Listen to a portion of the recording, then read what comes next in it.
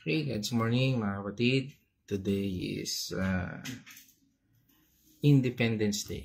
No? At ngayon po ay June 12. No? Araw ng Thursday. At muli sa ating daily devotion, sa ating God's Morning, ay tayo po ay tutunghay ng ating word for the day. At ito po ay mula po sa Psalm 30 verse 5 at pamagatan po natin itong the rhythm of grief and grace. Ako, ano ba itong grief and grace na ito? Parang puro grace na lang, huwag ng grief, no? Pero tunghayan po natin ito at magbigay po ito sa atin ng aral. Ngayon po, sa ating panimula, tayo po ay sasamahan ng aking partner sa umagang ito pang basahin ang talatang ito at panimulan sa ating pananalangin. God's morning mga kapatid.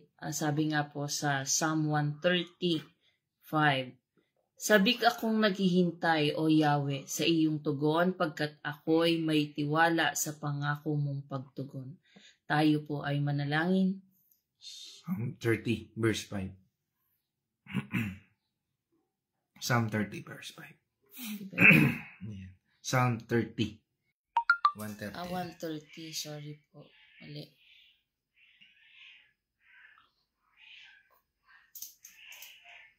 Teka, parang Psalm 30. 5. Pasensya na po, mali.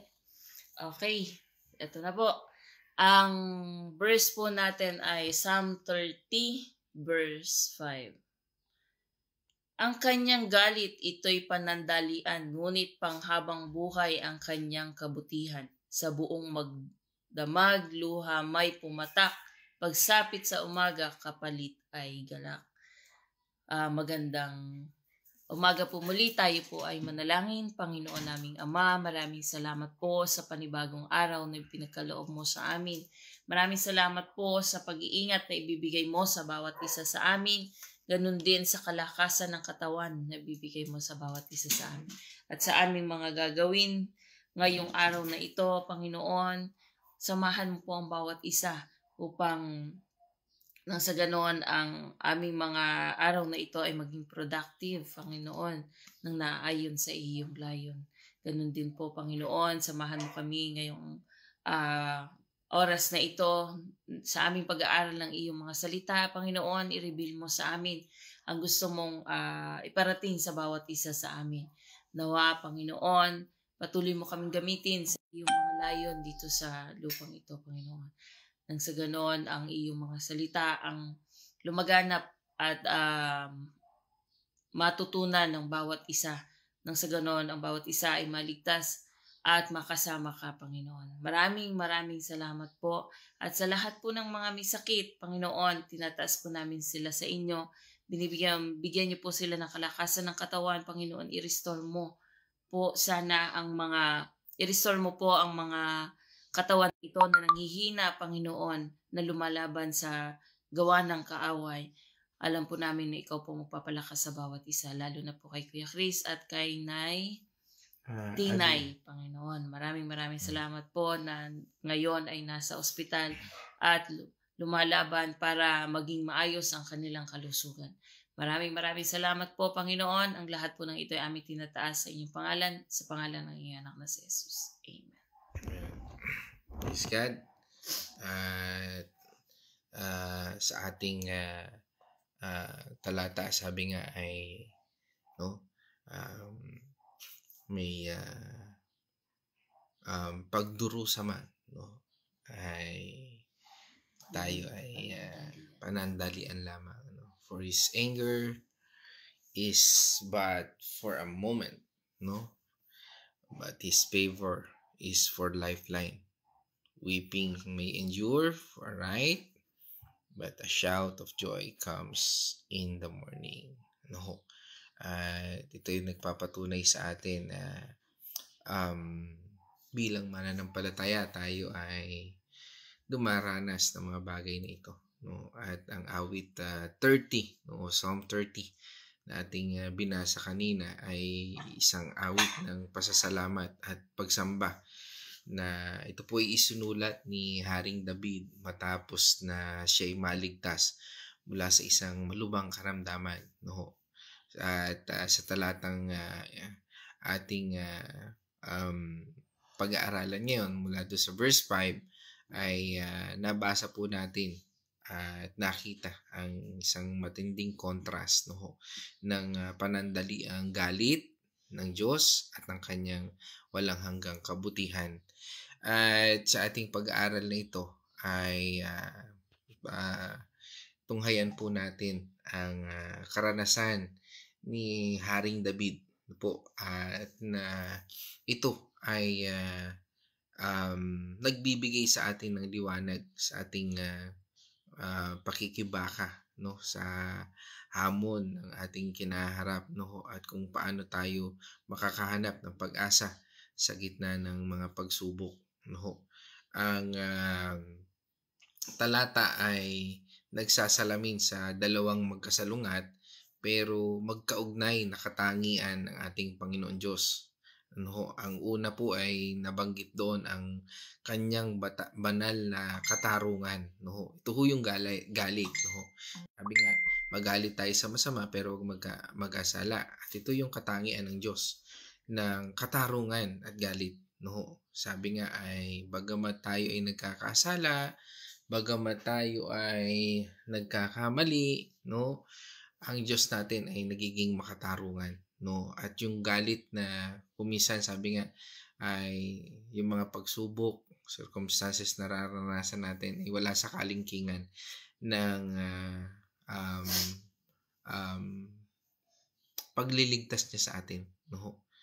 Kumbaga sa baka yan ay mga patak na lamang ng kaparusahan ng kasalanan na ating nagawa, ating naisip, at maaaring ating pinagdadaanan ngayon, no?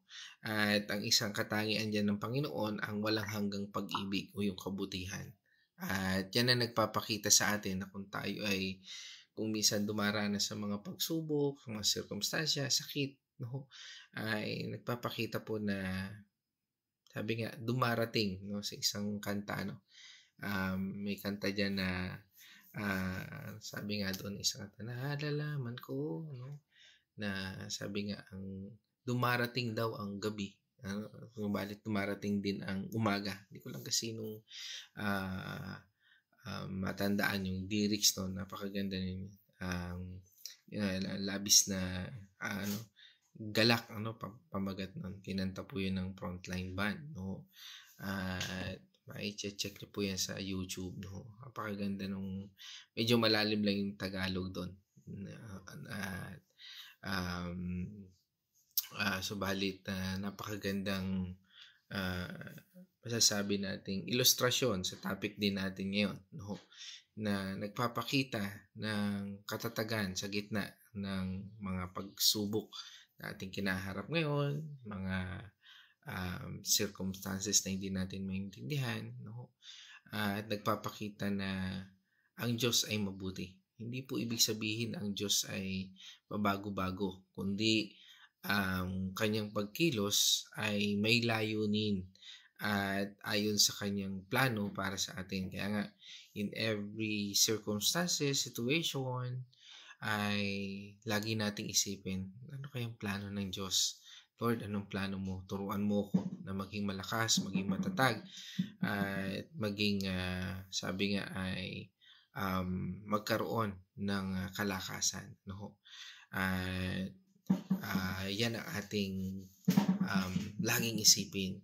Ang galit ay maaaring tumutukoy sa mga pagsubok, kahirapan o mga kahinatnan ng ating mga kasalanan.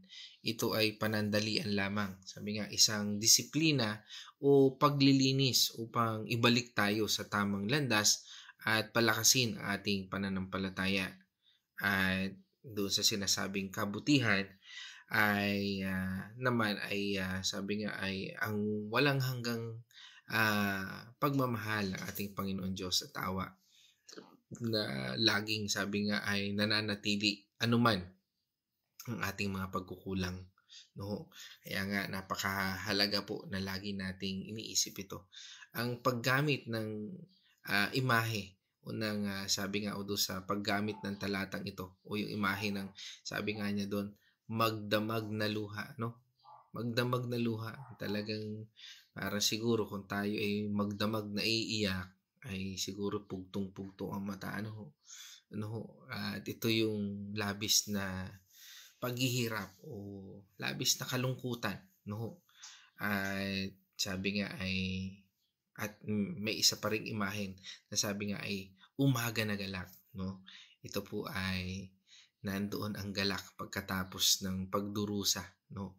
Ay ito po ay nagpapahiwatig ng isang siklo ng pagdurusa at pag-asa o pagpapakita na saan mang pagdurusa meron po yan laging katapat na pag-asa. Ang gabi ay sumisimbolo sa panahon ng pagsubok at kalungkutan, samantalang ang umaga ay sumisimbolo sa pagdating ng pagpapala at kagalakan ng ating Panginoon Diyos. Hindi tayo pinababayaan ng ating Panginoon Diyos sa gitna ng ating mga paghihirap.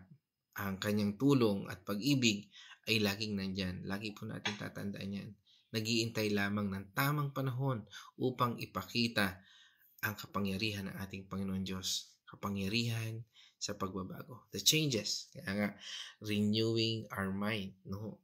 Sabi nga, tayo ay binago na ng Panginoon Diyos. Makikita po natin from the word itself, we are new creation. Binago ng Panginoon Diyos. Sabi nga, unless you must be born again, sabi sa John 3. No, yan po ang kinakailangan. Mabago tayo at baguhin tayo ng ating Panginoon Diyos. At ang prosesong ito ng pagbabago ng ating Panginoon Diyos ay may kaakibat na pagtitiis, may kaakibat na pananampalataya, may kaakibat na pag-asa. No? At yan po ang ating laging isaisip pati sa puso. At upang mabigyan natin ng application, no, ang ating pag-aaral na ito, ay una isipin po natin na we need na sabi nga yung pagkilala sa panandaliang kalikasan ng pagsubok.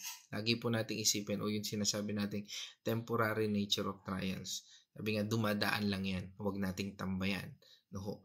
Ang pagsubok, ang ating pagdurusa ay dumadaan pero huwag tayong tatambay. Daanan natin, lampasan natin. Tulad nung na-illustrate natin sa toro, no? Ang toro, hindi siya lumalayo o tumatakbo sa bagyo. Ginagawa ng toro, haharapin niya yung bagyo, no? Kaya sama-sama sila naharapin yung bagyo dahil sabi nga, the more we face, the more na hinaharap natin ang problema, maikli lamang ito nating mararanasan. Pero kung ito'y tatakasan natin na tatakasan, parang ganito, kung ang ating mga kasalanan, ating mga karumihan ay hindi natin isusuko sa Panginoon, tatagal lamang ito. Sabi nga, there's no option at all. Kinakailangan harapin din natin ito. Kailangan malampasan natin ito. No? Sabi nga, malalampasan lamang natin ang ating problema kung ito ihaharapin natin, tatanggapin natin at isusuko natin sa Panginoon Diyos.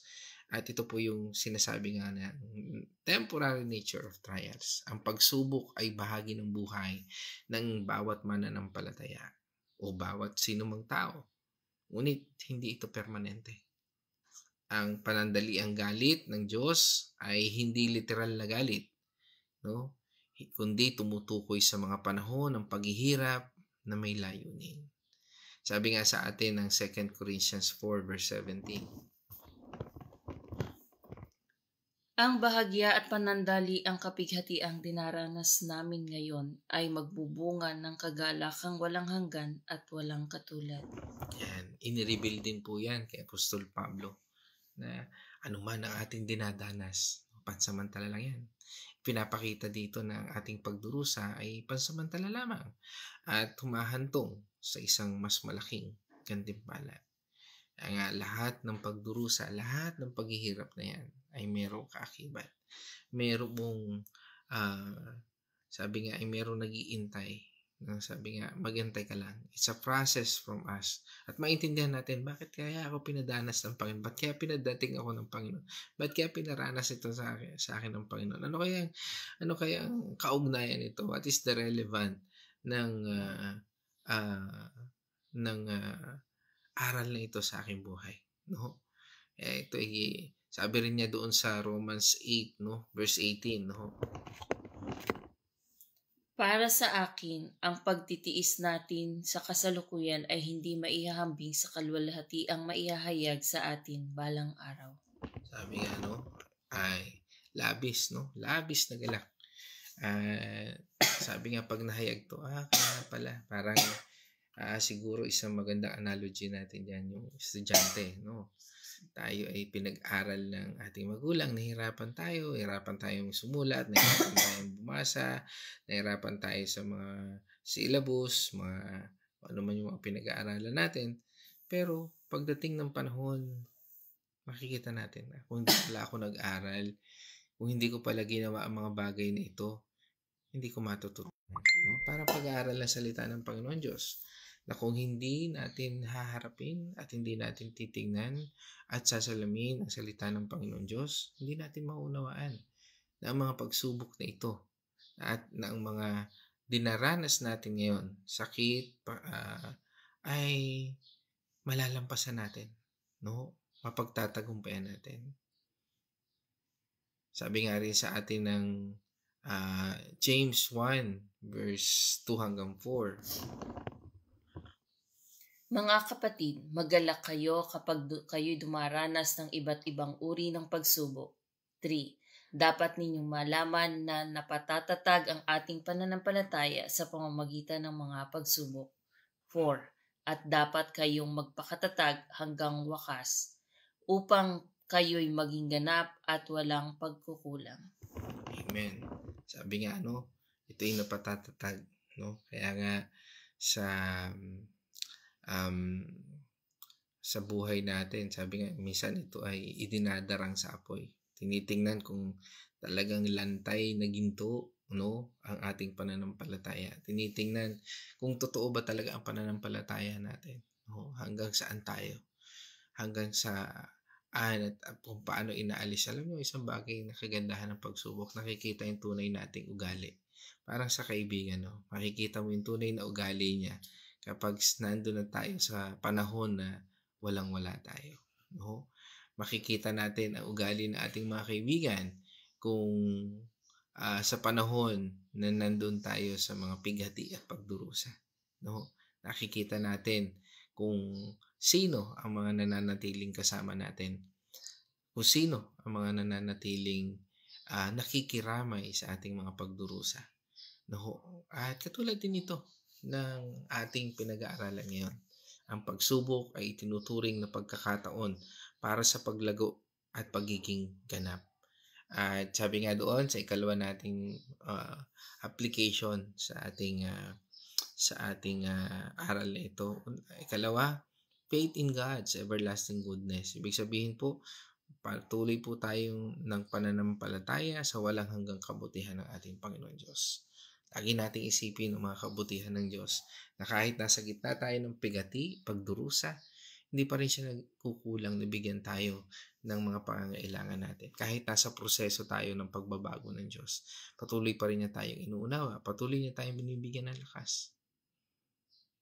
At yan po ang kabutihan ng Diyos. Sabi nga, ang kabutihan ito ay hindi nagbabago kahit sa gitna ng ating mga pagsubok, kahit sa gitna na hindi natin maunawaan siya, hindi po rin po siya magbabago. Sabi nga rin sa atin na Isaiah 54 verse 7 hanggang 8. Sandaling panahon kitang iniwan, ngunit dapat sa tapat kong pag-ibig muli kitang ngain. 8. Sa tindi ng aking galit, sandali akong lumayo sa iyo, ngunit ipinadarama ko sa iyo ang aking kahabagan sa pamamagitan ng pag-ibig na wagas. Iyan ang sabi ni Yahweh na magliligtas sa iyo. Amen. Tandaan natin, yan ang ating Panginoon, no? Pinakikita rin niya at natutunghayan din natin. At kung ating maunawaan ang sitwasyon natin, ay sabi nga, mababasa rin natin sa Biblia na ito'y nagbibigay sa atin ng pag-asa. Nagbibigay sa atin ng hope na manatili at manindigan sa bawat nararanasan natin ito. Sabi nga, ang pangako ng Diyos na walang hanggan ay patuloy na ibinibigay sa atin sa kanyang awa at sa kanyang pagmamahal.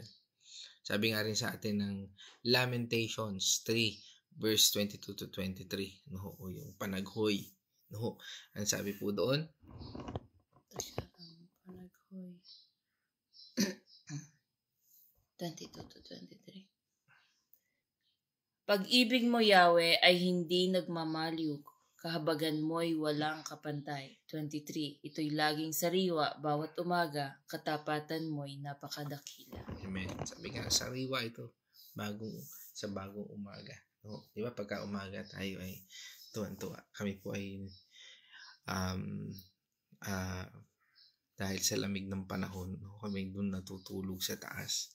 Kasi ay masarap matulog po doon kasi gawa ng naririnig mo yung mga huni ng ibon, no?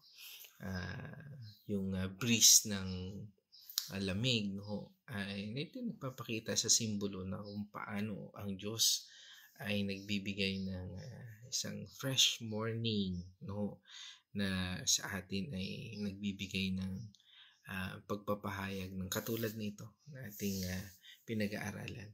Na bagamat minsan tayo ay dumadaan sa mga pagsubok, mga paghihirap na ating nararanasan, pero ito po yung nagpapaalala sa bawat umaga. No, sabi nga, ang dami mo ng umagang nalampasan sa mga paghihirap na ito. At nagpapatunay na, Lord, salamat, no, dahil binibigyan mo kami ng katatagan upang hindi maging duwag na harapin ang hamon ng buhay. No, sabi nga, ang pinakamatapang, ang magandang pagiging matapang natin ay hindi ang pagiging matapang in a way na kahit sino aawayin natin, no, hindi, kundi kung paano natin harapin ang ating sitwasyon, paano natin harapin na kasama natin ating Panginoon Diyos. Yan ang totoong tapang. At punta tayo sa ikatlo nating bahagi, endurance amid suffering. Ano, ito po yung pagtitiis sa gitna ng pagdurusa. No, yan ang ating sabi nga, paano nga ba tayo, dahil ang pagtitiis ay kinakailangan ng patience, no? At sa atin mukhang hindi na tayo nagiging pasensyoso. May paikli na rin, no? Kung sabi nga, paikli na rin ng paikli ang edad ng range ng tao na mabuhay sa mundong ito. Pero yung pasensya natin, minsan, paikli na rin ng paikli. At habang tayo dumaranas sa mga pagsubok, parang ganito na rin nangyayari sa atin. At ang Panginoon ay patuloy na nagpapaalala po sa atin that we need na ang endurance na ito, no? Magsilbing pagtitiis natin sa gitna ng pagdurusa. Dahil ang pagtitiis ay bunga, no, ng pananampalataya. Dito, lumalabas yung mga bunga ng pananampalataya natin. Habang tayo ay nagtitiis, no, your faith, no, yung pananampalataya natin. Sabi nga, nakikita ang tunay na pananampalataya kapag tayo ay may problema. Dahil bakit? Nakikita doon yung pagtitiis. No? Not because of our faith, ay pinagpala tayo na, hindi ka kasi nananampalataya kaya nararanasan mo yan. Hindi. Dahil ito po yung nagpapatotoo that the endurance amid suffering. Hindi natin mararanasan ang totoong pananampalataya kung hindi natin madadanasan ang pagtitiis sa mga ating dinadanas ngayon. No? At ito po ay bunga ng pananampalataya sa gitna ng ating mga pagsubok. Sabi nga rin sa atin ng Romans 5 verse 3 and 5. 3. Hindi lamang iyan, ikinagagalak din natin ang ating kahirapang ating tinitiis dahil alam natin ito'y nagbubunga ng pagtitiyaga. 4. At ang pagtitiyaga ay nagbubunga ng katatagan at ang katatagan naman ay nagbubunga ng pag-asa. 5. At hindi tayo binibigo ng pag-asang ito sapagkat ang pag-ibig ng Diyos ay ibinuhos na sa ating mga puso sa pamamagitan ng Espiritu Santo na ipinagkaloob sa atin ng Diyos. Amen. At ang Espiritu niyan ang kasama natin sa bawat oras, bawat araw, bawat minuto ng ating buhay. At ang Espiritong yan, ang siyang pinagkaloob sa atin ng ating Panginoon Diyos upang tayo ay magkaroon ng, sabi nga, ay signal, no? Kung ito ay Wi-Fi, no? Yan ang ating access. Sino po yun? Ang Holy Spirit. Ang password natin, Holy Spirit din. Kung gusto natin ma-access ang, sa parang, sabi natin, ang internet ng ating Lord o yung pagpapala ng Panginoon Diyos, lagi po tayong manalig sa ating Panginoon. No? Bakit? We are connected. No? Sabi nga, dahil sa tayo ay naniwala sa ating Panginoon Kristo, tinanggap natin siya bilang Panginoon tagapagligtas, ang banal na Espiritu ang nananahan sa atin. Sinasabi nga doon, we are connected. No? Na nagpapakita na sa lahat ng ating mga pagtitiis, mga pagsubok na ito, ay hindi tayo iiwan at pababayaan ng ating Panginoon Diyos. Sabi nga rin sa atin ng 1 Peter 1, verse 6 hanggang 7. 6. Ito'y dapat ninyo ikagalak kahit na maaaring magdanas muna kayo ng iba't ibang uri ng pagsubok sa maikling panahon. 7. Ang gintong nasisira ay pinararaan sa apoy upang malaman kung talagang dalisay, gayon din naman ang inyong pananampalataya na higit na mahalaga kaysa ginto ay pinaparaan sa pagsubok upang malaman kung ito'y talagang tapat. Sa gayon, kayo'y papupurihan, dadakilain at pararangalan sa araw ng mahayag si Kristo Jesus. Amen.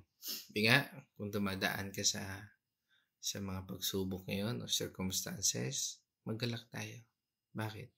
Dahil inaalis ng Panginoon ang mga bahagi at tinuturuan tayo ng Panginoon Diyos na maging tapat at malakas ang pananampalataya natin ito. Ito ay proseso at bahagi ng ating Panginoon Diyos upang paraan na tayo ay baguhin ayon sa ating pananampalataya at upang maging matatag tayo. Kaapat, pag-asa sa pagdating ng kagalakan. Hope for a coming joy. No, handa ka na ba? No? Bagamat sabi nga mas maganda na habang tayo nandoon sa pagdurusa, maging sabi nga tayo ay lagi tayong magalak, no? Na sa gitna nito, gaano man ito katagal sa ating paningin, sa ating pangunawa, ay laging may pag-asa. There's sabi nga hope for coming joy, no? Pag-asa sa pagdating ng kagalakan. Lagi nating isipin, matatapos din ito at darating din ang panahon na mararanasan ko ang joy na ito na pinapangako ng Panginoon. At sabi nga, in the midst of o sa gitna ng ating mga pagturusang ito, pwede tayong maggalak. Bakit? Kasi when we are, sabi nga ay pinapractice natin ito, yung pag-asa for coming joy. Ito nalalampasan po natin na hindi tayo nasasaktan, na nababawasan ang ating pag-aalala o sometimes wala yung pag-aalala kahit nandun tayo sa mga pagsubok na mahirap lampasan. No? Ang pag-asa ay nakaugat sa pangako ng ating Diyos.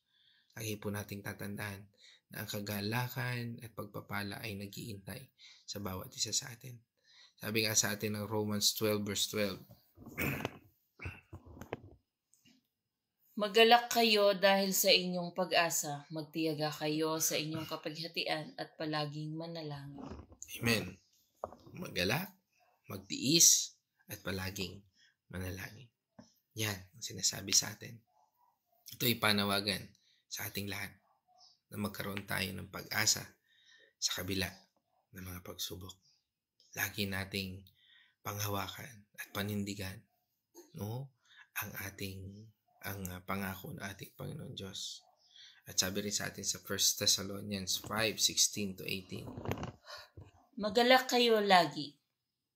17. Palagi kayong manalangin. 18. At magpasalamat kayo sa Diyos sa lahat ng pagkakataon sapagkat ito ang kaloob ng Diyos para sa inyo at sa inyong pakikipag-isa kay Kristo Jesus. Amen. No. Sabi nga, ito ay pinapakita po dito yung kahalagahan, no, ng pagsasaya at pasasalamat sa lahat ng pagkakataon.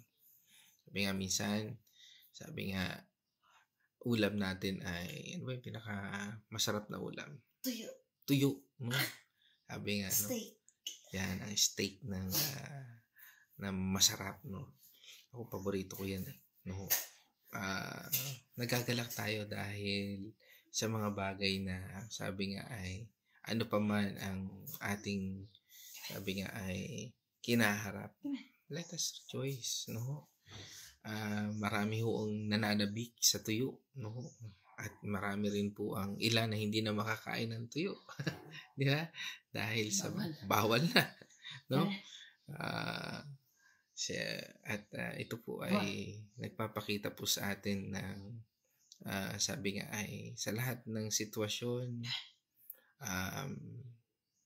lagi nating isipin na mabuti ang ating Panginoon Diyos, no? At ikalima, yung pong at ikahuli, ano, yung pagpapahalaga po natin sa panahon ng pagsubok, no? Sabi nga, valuing the time of trial. Sabi nga, bakit? Ba't ko na maisipin ito? Bakit wala naman may gusto nito? Sabi nga, mga kapatid, ang ating mga pagsubok na ito ay magiging testimony ng buhay natin kung paano kumilos ang ating Panginoon Diyos at kung paano natin nalampasan ang mga pagdurusang ito. Sabi nga, ang mga pagsubok ay nagpapalakas sa atin ng ating pananampalataya at nagbibigay sa atin ng ugnayan sa ating Panginoon Diyos. Sabi nga, kung minsan nagtatampo tayo, sa ating pagtatampo, sa Lord din naman tayo ilalapit sa panahon ng pagsubok nito. Kaya nga, sabi rin sa atin ng 1 Peter 5 verse 10, Pagkatapos ninyong magtiis sa loob ng maikling panahon, ang Diyos na siyang pinanggagalingan ng lahat ng pagpapala, ang siyang magbibigay sa inyo ng kaganapan, katatagan, at lakas ng loob, at isang pundasyong di matitinag. Siya ang tumawag sa inyo upang makibahagi kayo sa kanyang walang hanggang kalwalhatian kasama ni Kristo. Amen. Siguro kung bigay na lang ng bigay si Lord, no, wala yung mga pagsubok na yan, baka naging babasagin tayo. Hindi tayo naging matatag, no? Kung siguro ating mga kasundaluhan ay hindi na nag-train, no? Binigyan na lang ng baril, binigyan na lang ng granada. Ano kaya mangyayari sa bansa?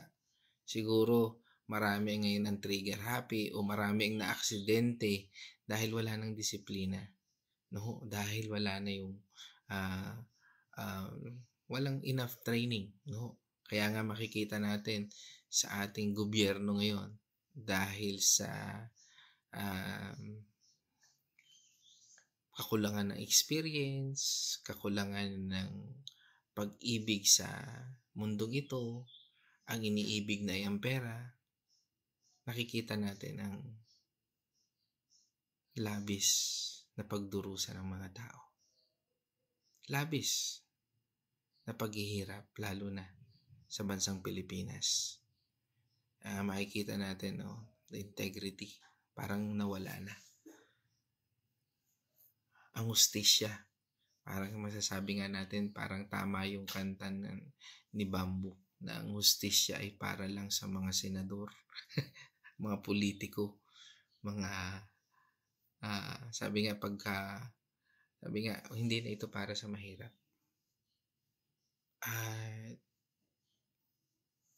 Dahil ito,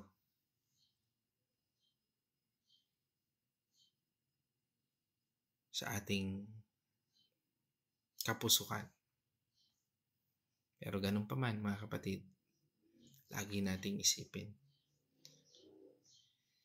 na we need God para sa mga bahaging ito. Para magkaroon ng pagbabago sa ating mundo.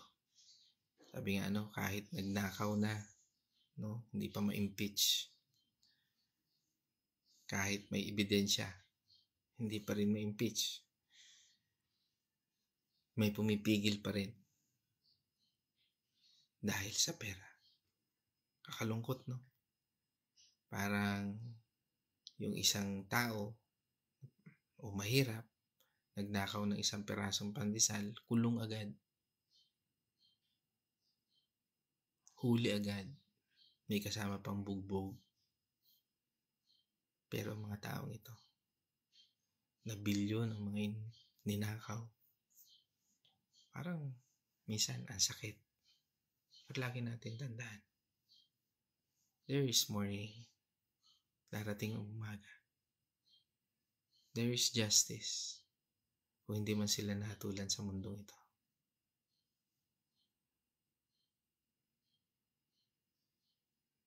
May Diyos tayo na masasandigan natin. Hindi man sa panahon ito, pero sa panahon na hindi matatakasan ni naman. Lahat tayo ay dadaan sa bahaging iyon. Sabi nga, panandalian lang din ang ligayang yan. Dahil ang naghihintay sa atin ay walang hanggang buhay. Mga kapatid, dito po ako magtatapos. Sabi nga, ang rhythm of grief and grace ay isang pagpapaalala ng buhay natin bilang mga Kristiyano ay hindi palaging madali. Mayroong mga panahon ng pagdurusa at kalungkutan. Ngunit lagi po natin tandaan na ang Diyos ay laging kasama natin at sa kanyang pag-ibig at kabutihan ay higit na makapangyarihan kaysa sa anumang pagsubok na ating harapin. Ang pag-asa ay nananatili dahil ang kanyang pangako ng kagalakan at pagpapala ay laging naroon. Isang bagong araw na nag-iintay sa umaga.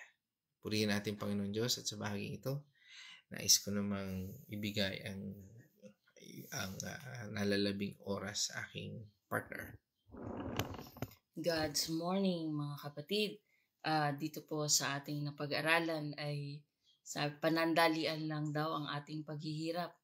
At pag tayo ay nasa piling na ng ating Panginoon, panghabang buhay na ang ating kaligayahan sapagkat ang Panginoon ang magbibigay ng kaaliwan sa atin, kasama na natin siya.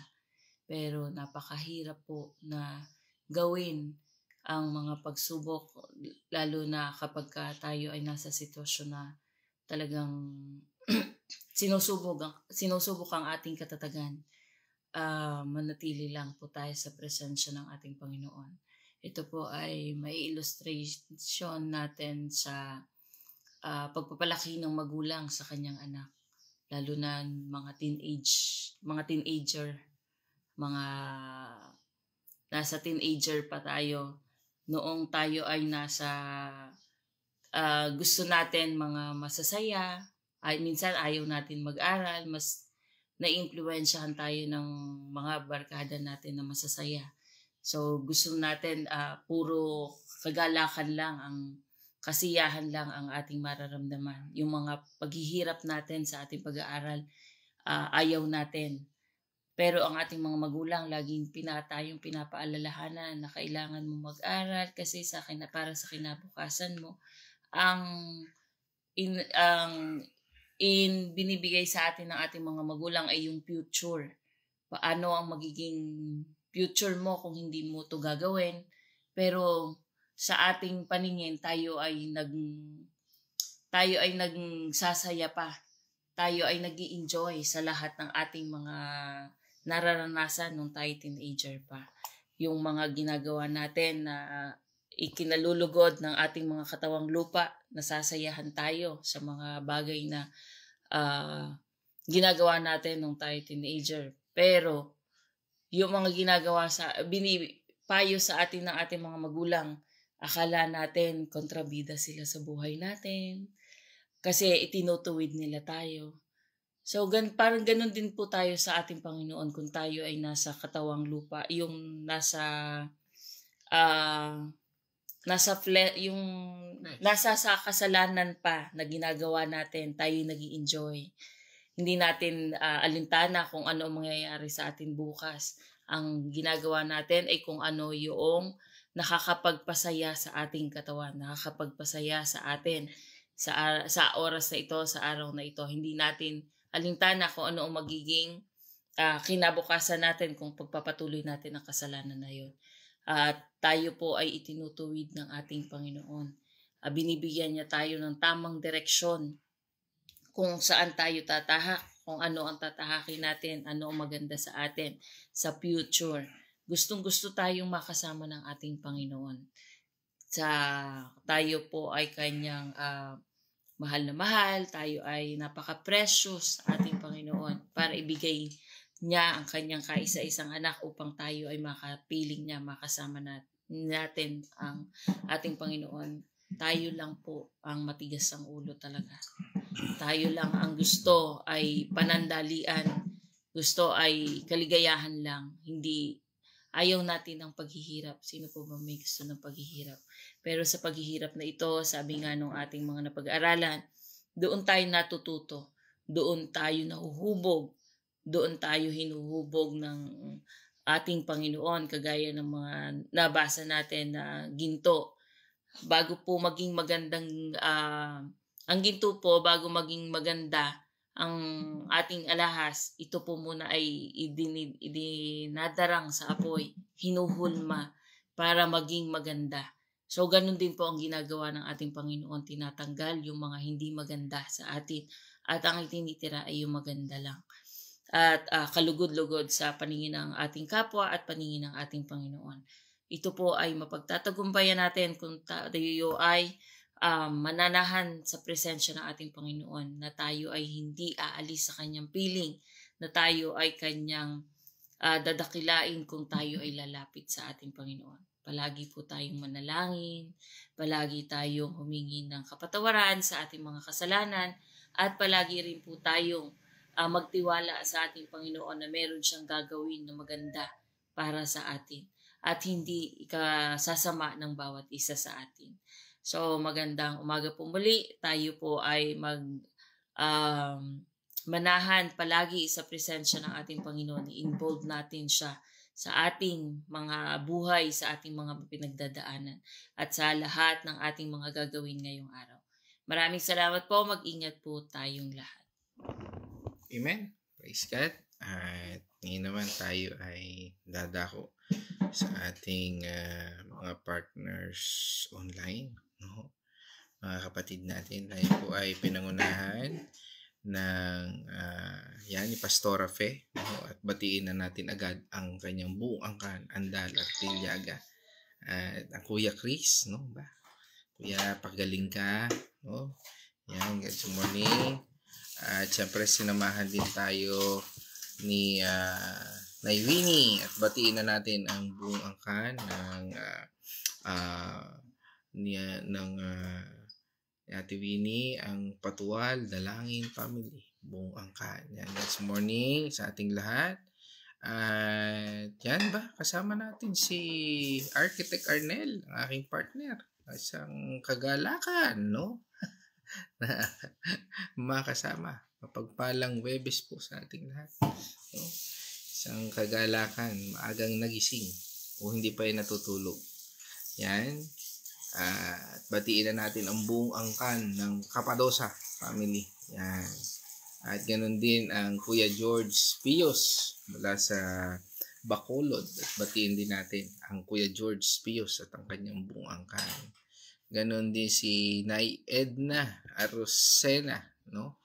At batiin din natin ang buong angkan ng Arosena, no? Diyan sa lugar ng Liliw. At syempre kasama rin natin si Dr. C, no? Dr. Julia C diyan sa Osamis, no? At batiin na rin natin ang buong angkan ng C family diyan sa Osamis, yan sila Sir Dodong, ano? At ang buong pamilya, no? Sino pa? Dali lang ho. At yan, si Ate Nela Nonoso, no? Batiin na rin natin ang buong angkan ng Nonoso Talavera family. Yan, God's morning mga kapatid. At syempre ang aking pinsan, si Ate Lilibet Chua, na ngayon ay birthday ngayon, no? At batiin natin ang angkan ng Chua Getgano. Kasama po ulit ako diyan. Happy birthday, no? Sa aming sa aming mapagmahal. No? Napakabuti po talaga niya na aking pinsan na yan. No? At happy birthday, ate. Yan. At kasama rin po natin. Yan. Yan, dito sa aming kagalingan para kay Corazon Madriaga. Yan, no? Tsaka sa nanay ni Abigail daw, no? Yan, ating mamaya pagpe-pray. Yan. And then, kasama rin natin siyempre, si Ate Cindy Mercado, dyan sa lugar ng Pampanga. Ang aking ate. At batiin na rin natin ang kanyang buong angkan. Yan. At siyempre, ang aking magandang nanay, si Corazon Gitgano Mercado. Batiin na rin natin ang kanyang angkan. Yan, see you tomorrow daw. At yan, God's morning. Yan, okay. Yan, pagbati rin natin sa yan, kay Sister Alma Tatel, no? Isang mapagpalang umaga sa iyo, kapatid, diyan sa lugar ng Pila, Laguna, no? Yan. Yun, sabi ni Ate Lilibet, thank you. Happy birthday, ate. Okay? So dahil dyan, mga kapatid, tayo po ay manalangin. O Ama naming Diyos na makapangyarihan, kami po ay nagpapasalamat sa iyong kabutihan at sa iyong pagpapala. At patuloy naming idinadalangin ang Lord, ang katatagan sa aming pananampalataya. Bigyan mo at hubugan mo kami, Panginoon, ng kalakasan na nagmumula sa iyo. Na patuloy, Panginoon, na nagbibigay ng aral upang aming panghawakan ng may katatagan ang iyong bawat pangako. Patuloy naming pinasasalamatan na sa bawat araw hindi ka nagkukulang, Panginoon, upang kami ay palakasin, patatagin sa pananampalataya na nagmumula sa iyo. Patuloy naming idinadalangin, o Ama naming Diyos na makapangyarihan, ang mga kapatid naming may karamdaman, lalo na aming mga kapatid na nasa ospital ngayon. Lord, ang nanay ni Sister Abigail daw sa Texas, o Lord, ganun din, Panginoon, si Kuya Chris sa Chakinay, Lord, na ngayon po ay nakakumpine sa community hospital. At ganun din si Nanay Corazon Madriaga. Patuloy po namin idinadalangin ang sitwasyon, Panginoon, ng mga taong ito. At naniniwala po kami na ikaw ang Diyos ng kagalingan at sa iyong layunin at sa iyong kalooban, Panginoon, naniniwala po kami na sila ay pinagaling mo na. At patuloy niyo pong ingatan ang mga tao na narito ngayon kasama namin, Panginoon, at mga kapatid namin. At na patuloy niyo, Panginoon, ipakita ang iyong pagpapala, ang iyong proteksyon, provision, at patuloy, Panginoon, na pagmamahal. Salamat sa iyong grasya at awa na, Panginoon, na nagbibigay sa amin ng pag-asa. We thank you and praise you in this our prayer in the name of our Lord Jesus Christ. Amen. Okay, let us shout the shout of victory. Christ has died. Christ has died. Christ has risen. Christ has risen. Christ will come again. Christ will come again. And together We are for Christ. Again, God's morning, everyone.